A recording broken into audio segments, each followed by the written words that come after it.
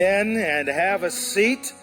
Welcome to our first Sunday of 2025. Last time I was in here with all of you was Christmas Eve. That seems like a long time ago, honestly. We had about 1,600 people in here that day for Christmas Eve. Who made it in? Anybody in here? All of you aren't new today. This is your first time ever. Good, because we don't have that many boxes. But I am so glad that we got to celebrate that together. And I know since then you've had a lot going on. You probably had family at your house. Anybody had family at their house up until like yesterday? Right? Maybe they're still with you right now. You're like, can it? But so what I love to do in January, and we do this every year at Keystone, it's become like a thing for me that I love to do. For years, we've taken a week together and we've prayed and fasted.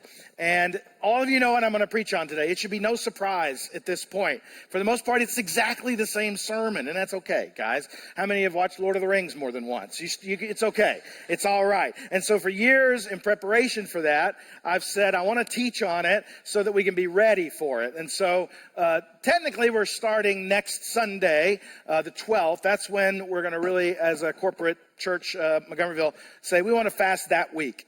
The 12th, probably through the 15th, not a full week. You can do a full week. You can do a full year, I guess, if you want to do that. That'd be really something. But, and our first prayer and praise of the season is January the 15th. I think that's a great night to end our fast. It's very prayer dedicated. So anyway, in light of that, for the last several years, I've taught on fasting.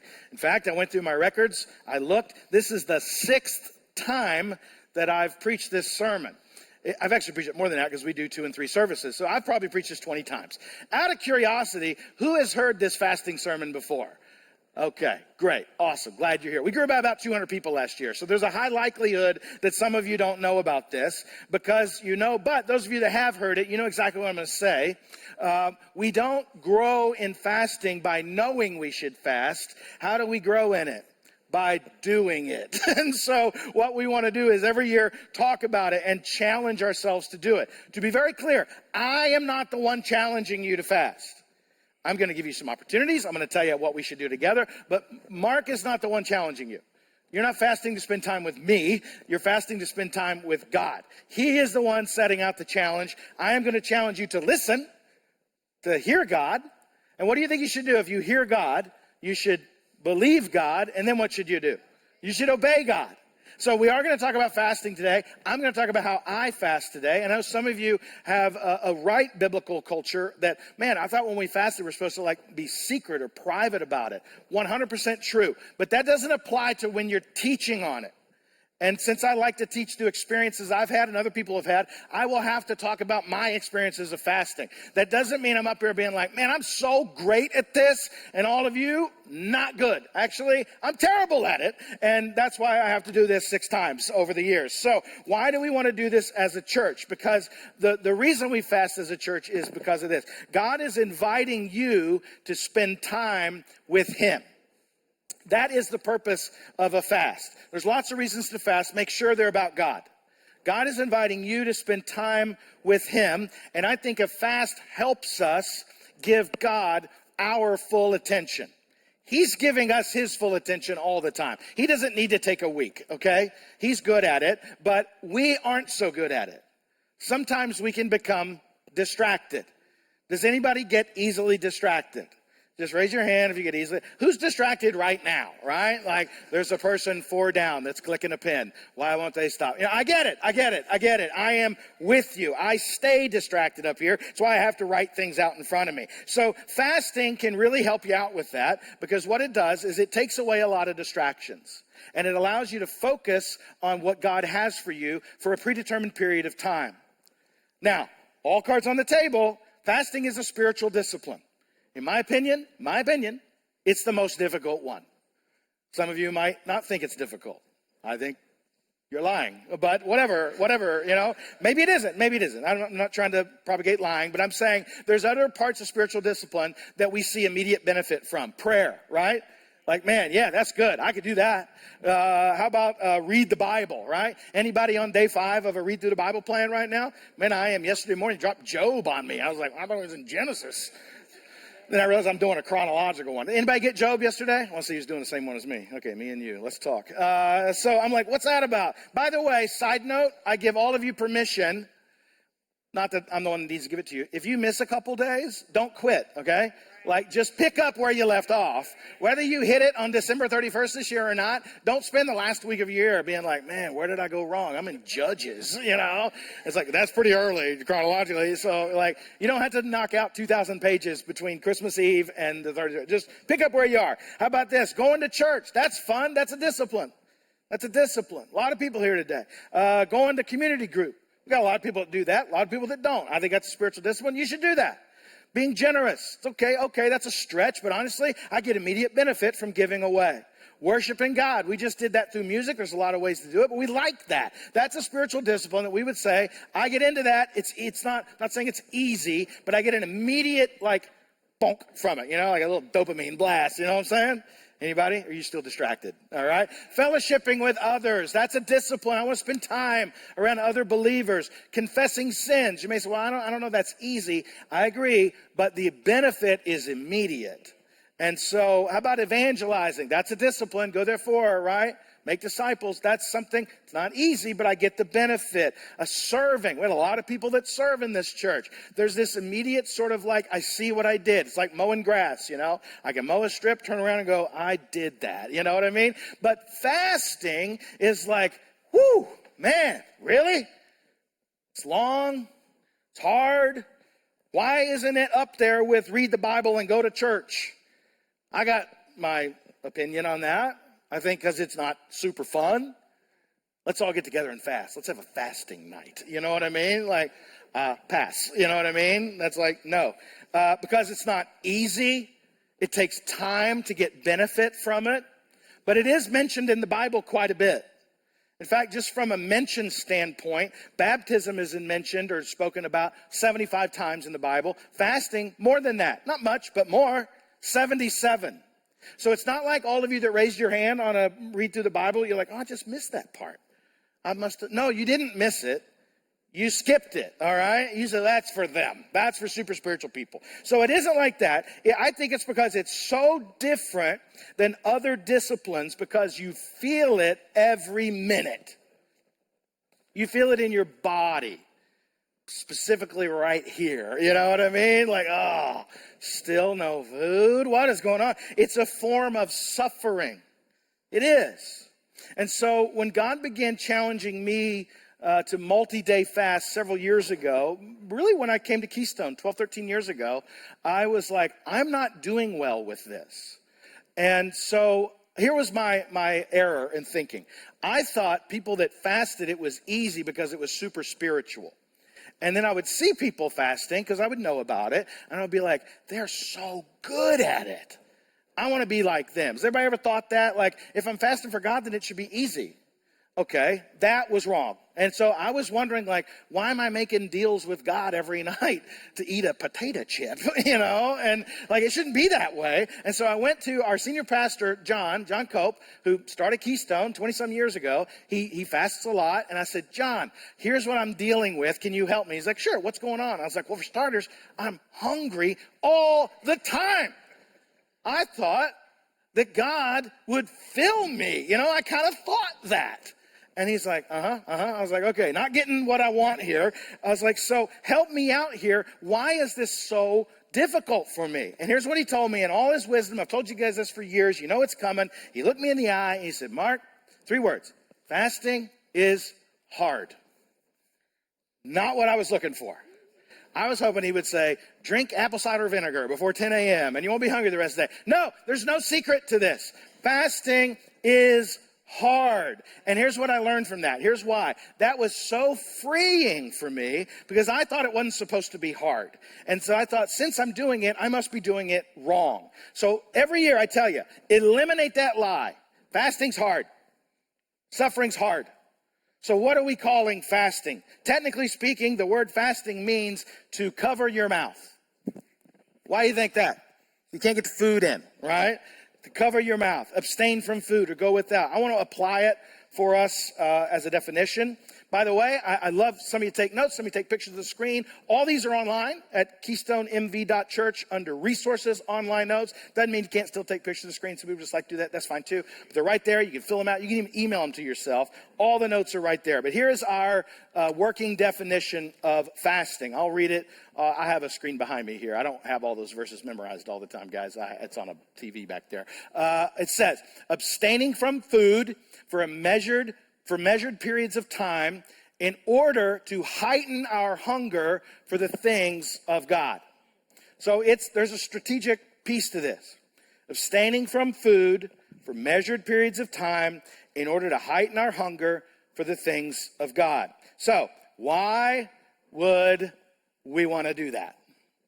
Why would we want to do that? Could it be, maybe not for everybody, because it's a big crowd, a lot of different people in here. Could it be that some of us have seen our hunger for other things outpace our hunger for God? Would anybody be willing to admit that at least one day last year, in 2024, they experienced their hunger for something other than God went over? I will admit that with you. Thank you. Almost 100% of participation. So I heard this once. They kind of gave it out like a Family Feud style, like survey says, and they polled all these believers. And they said, what are the 5 things that you struggle with? I'm just curious if any of you have struggled with any of these things. Well, one was people said they struggle with having a consistent time with God. Anybody? Okay, that means your quiet time, your Bible reading, you started out strong, you hit Job, and then June came around, and you still, Job 5, you know what I mean? That's you, gotcha. It's all right, you're gonna be fine. Number 2, people said, I don't sense God's presence. You ever not sense God's presence? Sure, I have got areas I just can't seem to beat. Maybe a sin in your life. Anybody got sin in their life in here? And you're like, man, as I keep praying, I keep trying, I can't seem to lick it. All right? I'm not getting answers. Anybody ever feel like they're praying and God's just not answering me? How about this? When I pray, my prayers are empty or cold. I don't feel the vigor that I feel like I should feel. Many of you might say, well, I feel like that they polled me. I think those are me. You just described me, not everything. But how do I break a pattern? How can I get more in with God? Maybe I could read my Bible more. Maybe those are good things. Maybe I pray more. Sure. Maybe I get in a community group, some accountability. All those things are great, right? And so then you may say, well, I try those things, but my patterns keep coming in. I would say a fast is a great time for you because you're going to remove some of those distractions that may be causing those patterns to not be broken. I'll illustrate like this. Many of you know me well enough to know that I'm a tidy person. I'm tidy. I don't like clutter. You guys know that about me. You'll even know when I preach, I'm always like straightening things up here. And that's not because I'm nervous, because I don't really get nervous. I'm like, it needs to be straight. Why did I do that? You know, I'm not obsessive compulsive. Stop saying that I am. But I like a tidy room, all right? Some of you have caught me straightening rows in between services because I can't handle it, all right? There's an area in my house that I have total control over that must at all times be tidy. The men in the room know what room that is. It is the garage, all right? And sometimes when I'm on the phone, because I'll do phone calls at home, I work from home sometimes, not video calls, but I wouldn't do this on a video call. I will walk down to the garage on my phone and I will tidy the garage as I'm on the phone. Does anybody do things while they're talking on the phone? I have to because I'm easily distracted. People will ask, what is that sound? What are you doing? I'm like, well, I'm running a leaf blower in the garage to get, no, I don't do that. I don't do that to people. But I do straighten, and sometimes I'll drop things. I'll be like, oh, did they hear that? Now you're going to know. I have to come up with something different. But here's what I've noticed. Every once in a while, the tidying won't get it done for me. So what do you think I do? I take everything out and I clean it all. Now, it doesn't get that dirty, so it's not that hard. But I'm saying I got to get in deep. I think fasting is a little bit like that. I think sometimes we could just do a little tidy, do a little punch up, do a little check in, you know. But I think several times, maybe 2-3 times a year, you got to remove everything. You got to really get into it. That's what I see as fasting. Because what I determine during that time period is the answer to this question. How does my hunger for food, and really you could insert anything in there, the things of the world, entertainment, whatever, but I think food is a pretty massive one. How does my hunger for food compare to my hunger for God. And we prayed through this verse earlier, Matthew 5:6. Do you remember it? Blessed are those who hunger and thirst for what? Righteousness. And what will happen? They will be blessed, right? Satisfied. Blessing and satisfied. So what was the truth? It was literally 15 minutes ago. Anybody got it memorized? Holy Spirit, with your help, based on the truth found in Matthew 5:6, I will be satisfied with your blessings. I find out pretty quick on a fast if I'm satisfied with his blessing. What is that teaching? I can be blessed. I can be satisfied. Who would like to be satisfied every single day? Wouldn't that be great? Oh, man. Never have to fill out a little unsatisfied thing. Never again. Never. Satisfied. Totally satisfied. Who would like to be blessed? Man, I've never meet anybody that says, nah, that's good. I'm good. No, I want to be blessed. I want to be satisfied. But I want to be blessed and satisfied with the things that God is giving me. And sometimes because I got a lot of distractions going on, I got to figure out what it is. So fasting for me is, I want to know, is my hunger for God exceeding my hunger for food, or the other way around? Which one am I? Hunger and thirst. I want to hunger and thirst for the right things. Doesn't mean I'll never be hungry again. Doesn't mean I'll be thirsty again. But I want to hunger and thirst the way I do for food for God. I mean, have you ever been really hungry? Like really, really hungry or really thirsty? Some of you are probably hungry right now, right? It's kind of a weird service time. You maybe skip breakfast. Now you're thinking about lunch. I get it. A lot of things to think about. But also know that our culture, not all of us, but for the most part, our culture does not have a real good handle on what it means to be hungry. We just do not. We have drinks and snacks everywhere. I mean, I had a little snack before I came up here. I eat a little handful of almonds. Sometimes you guys see me and I bet I'm getting an almond out of my mouth. I counted it up in my head last night. I was just curious. I was like, every day when I go to my office or on the days I'm in, how many opportunities do I have to eat between the time I get out of my car and the time I get to my chair? I'm going to walk you through it. So I get out of my car, which there's snacks in my car, so that's one. I walk in the front door, and immediately waiting for me is a little basket for Amazon FedEx drivers that has snacks in it. All cards on the table. Sometimes I eat those. So that's two. I then walk past, I'm not counting mints here. I then walk past Jennifer's desk. She sits right here, and I happen to know in the bottom right drawer, those of you that work at Keystone, what's in their bottom right drawer? M&Ms and Skittles. So I can eat those. There's also some nuts in there, but I don't ever do that. And then I can go past this other hallway. There's always normally something in there. It's a little coffee area. I guess that's before the desk. Sometimes there's pistachios, but more often than not, there's cookies. So there's a possibility. And then I walk on down the hall. There's a big room. If they had a meeting there last night, might be donuts left over. That's always fun. Then I go, there's a little storage hallway. And in there, the kids ministry sometimes leads airheads, those little sweet tarts, nerds, all kinds of stuff. Then I walk on. You see where I'm going with it? By the time I get to my desk where I keep snacks hidden, I have been able to eat like 8 times. You guys count it up later. Not right now because some of you can't handle that. You count it up later. There's multiple opportunities to be fed all day long with something. But hunger, real hunger, what does it feel like? Sometimes on my way home, I drive up 309, and I think, man, I'm going to get a little snack when I get home. I'm hungry. I'm not hungry. I just want to eat. Is that how I feel about God's word? How would I compare that, my hunger for those things, to my hunger for God? Well, I want to know this. I got to put some things around me at all times that I can just snack on God's word. If you're not sure, if you're sitting here and thinking like, I'm not really sure, I would invite you, starting on January 12th, to fast. You will quickly find out how many opportunities you have in your day to be satisfied with food. You will. When you miss a Bible, when you miss your Bible time, do you feel it? Oh man, I missed Job this morning. Oh. Maybe you don't. You feel the same way you do when you miss dinner? You're like, I don't know. I never miss dinner. You know? When I fast, I realize this. There's areas in my life, my spiritual life, that may be growing cold because I'm hungering and thirsting for the wrong things. And I know how to do that. I know how to fill up on that. So my question always is this: am I, or do you, save room for God? Because we only have so much room. There's a great story in John 4. I love this. There's a great story within this story, and we don't have time to go over that part. And it doesn't really have to do with fasting anyway. But in John 4, 1 through 6, we have Jesus walking up after a long journey. Let me just read it. Verse 4, chapter 1 says, "Now when Jesus learned that the Pharisees had heard that Jesus was making and baptizing more disciples than John, although Jesus himself did not baptize, but only his disciples, he left Judea and departed again for Galilee, and he had to pass through Samaria. So he came to a town of Samaria called Sychar, near the field that Jacob had given to his son Joseph. Jacob's well was there. So Jesus, wearied as he was from his journey, was sitting beside the well, and it was about the 6th hour." I need to kind of put this into context for us. This journey, this walk, if you look at a map, you can figure it out, it's about 30 miles.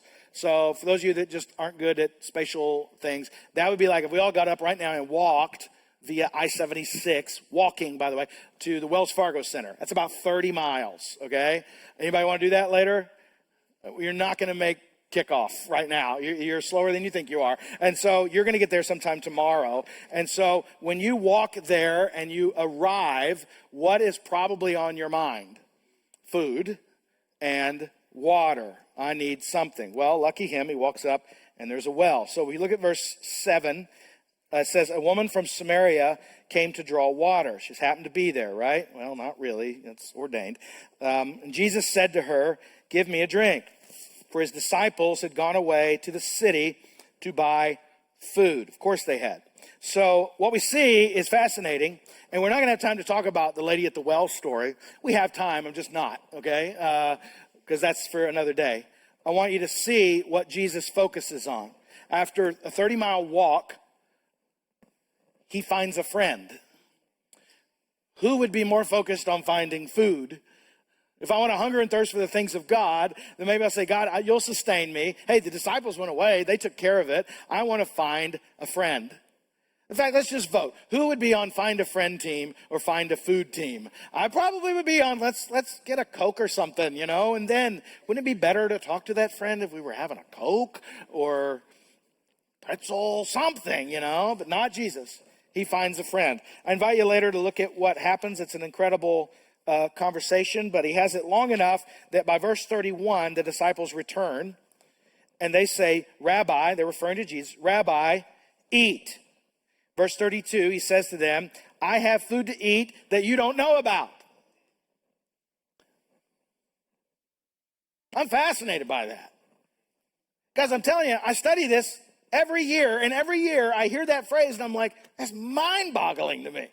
Because you got the disciples on the one hand, they know they can't eat till he eats. So they're literally be like, "Hey, Jesus, let's have a bite. Jesus, we're glad you found a friend." Well, maybe she's hungry, like we brought enough. Let's all eat. Let's have a little snack. Let's all eat now. Have we thought about eating? Like that's all they're talking about. They totally miss what's going on. But Jesus says to them, "I have food to eat that you don't know about." Now, how would you take that? You've been gone all day looking for food, and now you're back and you're like, "Well, what does that mean? You got secret food? You got a snack we didn't know about?" My point is this, and I'm going to illustrate it for you like this in a moment, but we're so caught up in finding what will satisfy our hunger that sometimes we miss what God is feeding us. We don't save room for the good stuff. You all know, this August, I think it was August, we went to Disney. I've been to Disney before. We made a reservation in fake Canada there in Epcot. They got a great steakhouse there. I thought about it. I couldn't wait to go eat it. Some of you probably eaten there. And all day I'm thinking about this steakhouse. But I made the mistake of bringing snacks. And so in my pocket all day was Nerds, not like in my pocket. I had them in a bag in my pocket. And all day while I'm waiting, I'd take out this bag and I would eat these Nerds. Because I didn't want to pay for the food at Disney, and you can take in food, okay?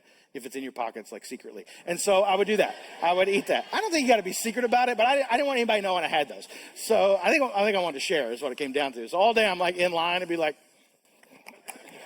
and Billy's like, "What do you got?" "Nothing." So anyway, we did that. Then we start walking around and I ate a pretzel because I got to get a pretzel up at fake Germany. And then we went and got popcorn. And then I got a hot dog because I can't say no to a hot dog. Lots of Cokes, lots of stuff going on. And we finally get our reservation. We sit down and I'm looking at Jennifer and Billy and I'm like, "You're not going to believe this. I'm not hungry." And Jennifer's like, well, maybe it was the bag of nerds in your pocket or the hot dog you ate 40 minutes ago. And I was like, it might have been those things. I'd been filling up on junk all day long. And when I got to the good stuff, I wasn't hungry. Now, full disclosure, when the ribeye got to my plate, a miracle. A miracle happened. But honestly, that was more because I paid for it. And I'm like, I don't care if I throw up, you know. My point is, Jesus is teaching us something here that is key. You only have so much room in your life. What are you filling it with? And be careful what you fill it with, because by the time you get to the good stuff, you may find you ate all junk food. Anybody want to testify to that? You ever done that? Oh, God, I finally got around to reading your word.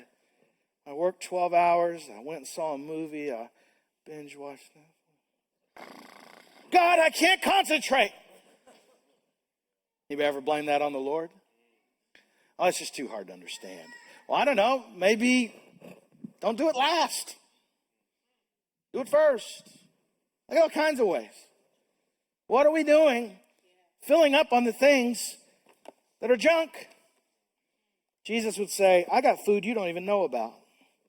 You only have so much hunger. What is it? Your capacity for hunger is limited.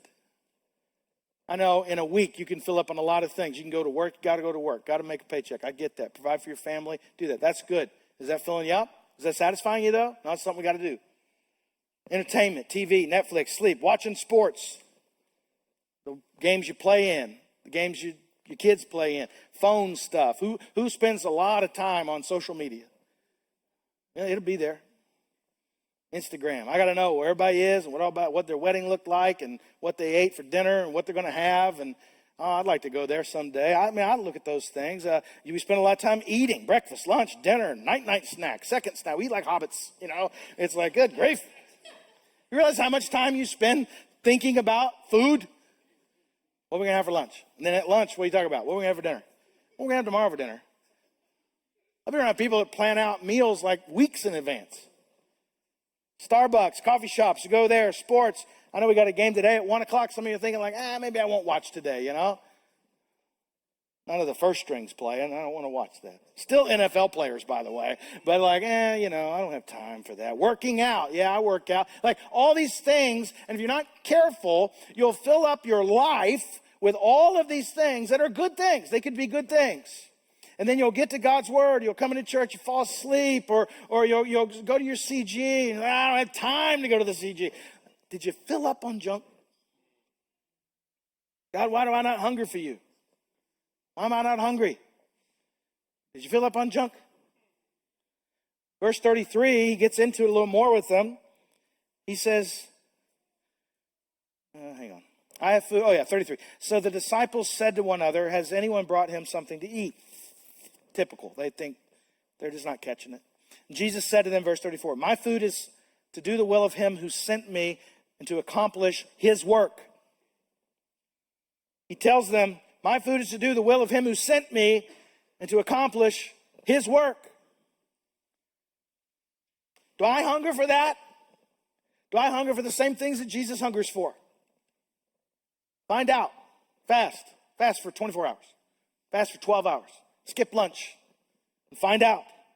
Because verse 35, he basically says, take a look around. There are yet 4 months, then comes the harvest. Look, I tell you, lift up your eyes and see that the fields are white with harvest. So I don't know. Look at the last year of your life. Did everything you did satisfy you? Probably not. But take a look around. There's plenty that will. But are we filling up our lives with so many things that we don't even see the fields? Take some time this week as you prepare for a fast and say, God, what is your will for me? If you don't know, ask him. God, where would you like to send me this year? Maybe it's on one of our mission trips. I don't know. Maybe it's just to say, God, send me to a community group. What would you have me do? I want to hunger and thirst for you. I want to be satisfied in what you give me. What am I filling up on? Whatever you're filling up on can often be the thing that is hindering you. What is in the way? Now, I will say this. One of the biggest questions I get every year, and I love it. I don't mind it at all, is how do you do it? How do you fast? Okay? Great question. Here's the fact, though. Fasting is less of a how-to issue and more of a heart issue. You can spin out on the how-to, can't you? There's countless websites, books. I've read a lot. Let me find the 8 ways. There's no way to make it easier, all right? You're not going to find the magic thing. Like, drink this, stand on one thing between 10 and 10:15. You won't be hungry the rest of the day. Lie. You will be hungry. You will absolutely be hungry. But the thing is this. It's not a how-to issue. It's a heart issue. So don't get bogged down with how am I supposed to do this? I talked with somebody in between services. Hey, I take a lot of medication. I'm going to do my fast like this. I'm like, awesome. High five. That's great. Don't spin out over it. Ask God, show me in my heart, what should I do? Here's what it looks like for me. I think this is helpful. I tell you guys this all the time. Here's what it looks like when Pastor Mark fasts. It may not look like this for you. There's a good chance it will, all right? I have to cut out food completely because I'm a 10 or a 1. You guys know this about me. I'm either all in or I'm all out. I don't do well with 4, 5, 6, 7. You heard the garage thing, all right? It's either tidy or I never go in that room. There's no middle option. I drink juice and I warm up vegetable broth in the evening. Try to stay away from proteins and stuff just because I find it makes me hungrier. I get tired of sweet things like juice on that first day is awesome. And then on day 3, whatever, you're like, I don't ever want to taste juice again in my life. So I stopped doing that. I do still drink coffee. I don't put cream in it, but I don't do that now. Some people say, I can't believe you still drink coffee. I didn't think we were allowed to do that.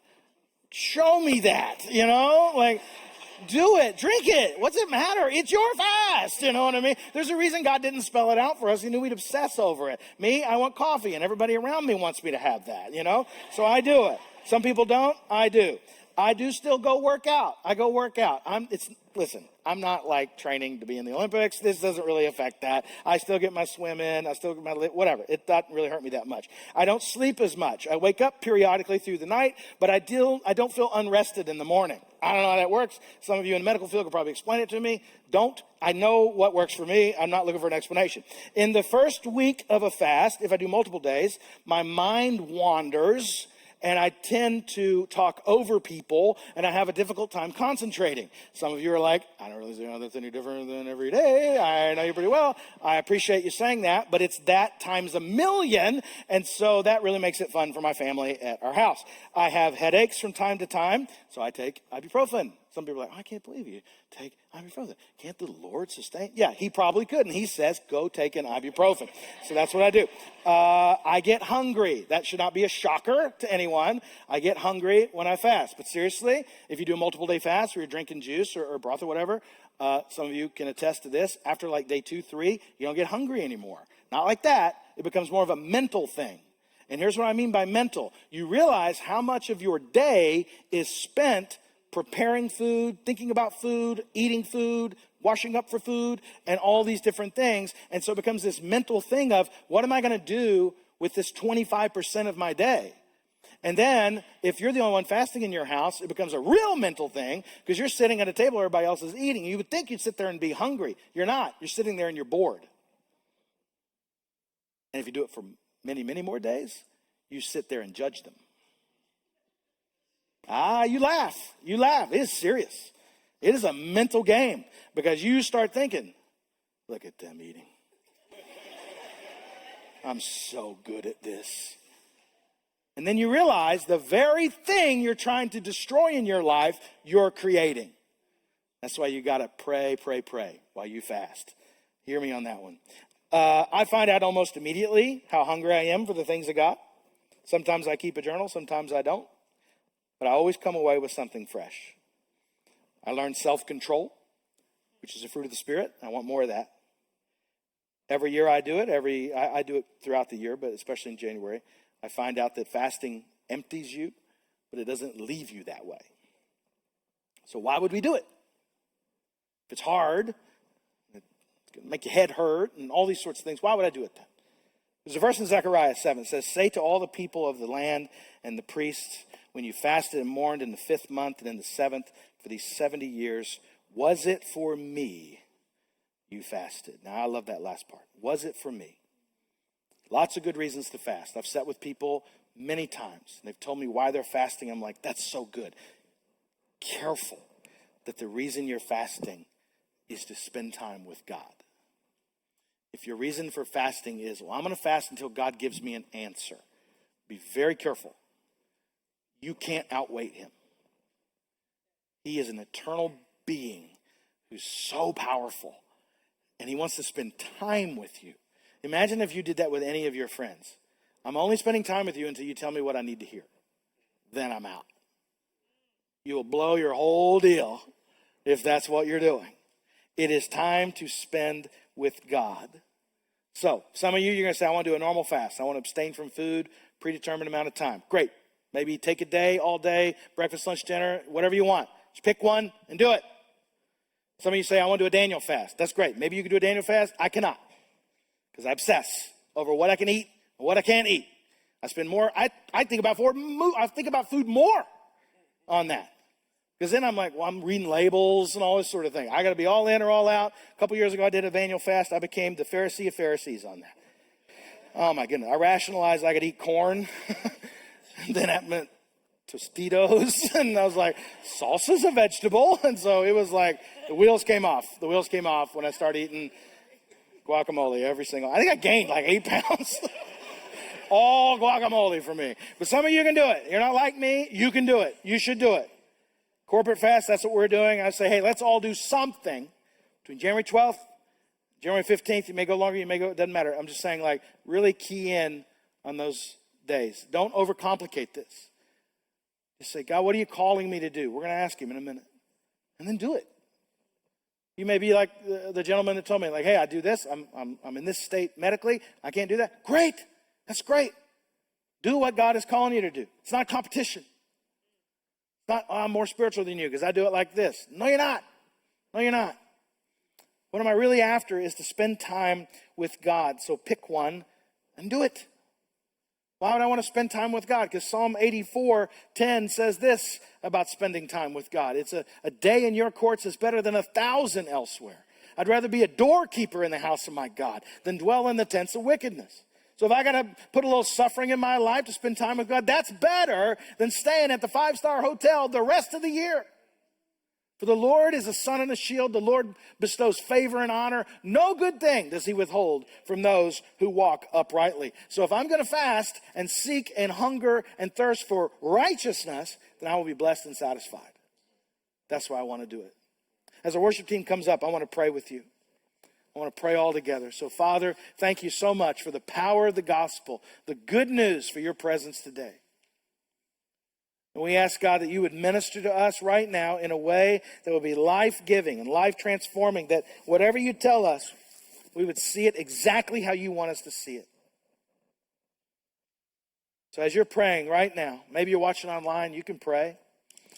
You may be feeling fear of what lies ahead. What is he about to tell me? I don't know. You may be looking at a list of frustrations, but this is going to be frustrating. This isn't going to fit in my life. I can't do it the way he said to do it. Maybe, I don't know. I don't know what your reason is, but I know God can tell you. You might be sitting there saying, well, I'm pregnant. I can't fast. You're right. Then don't do it like that. You may say, well, I'm getting ready to go on vacation tomorrow. Don't fast on vacation. God's not going to call you to do that. What is he calling me to do? So we're going to ask him. God, would you show us right now how much you love us? Show us how you can grow our hunger in proportion to your greatness. First question you ask him, you may not even have to ask the other two. God, are you inviting me to fast? Is right now what you want me to do? Listen, God knows you better than you know you. He may say, hey man, the next 10 days of your life, you don't need to be fasting. Great, God spoke to you. He said, not right now. Good. Thank you, Lord. I'll be satisfied with that. He may say, I need you to do sundown, sun up, or whatever, or sun up, sundown, most likely would be what it was. Great. Hey, just eat fruits and veg. Daniel fast. You can Google that and find everything you need to know about it. I just need you to do it. Here's what he's saying. Mark, if I'm asking, Mark, I want to spend time with you, and here's how I want to do it. Ask the Lord, God, how long would you like me to do this? God, how long would you like me to fast?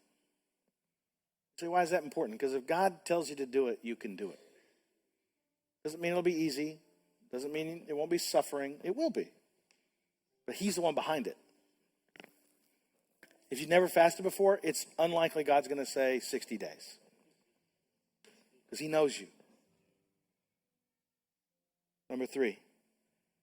I should note, I ask God this every year. He never tells me the answer until it's over. But I ask anyway. God, what would you like to talk with me about during this fast? I normally find that I know the answer to that, but it takes a little while. I want you to sit and just pray over that. We're going to sing in just a moment. But God, I thank you that you know the details of every situation. You know that in a crowd this size, a church this large, there's some people that are going to feel bad because they can't do it the way everybody else does it. And I just ask you would just show them such a measure of grace and truth in that. That is just not true. This is not a competition. We're not all in a gym seeing how much we can lift.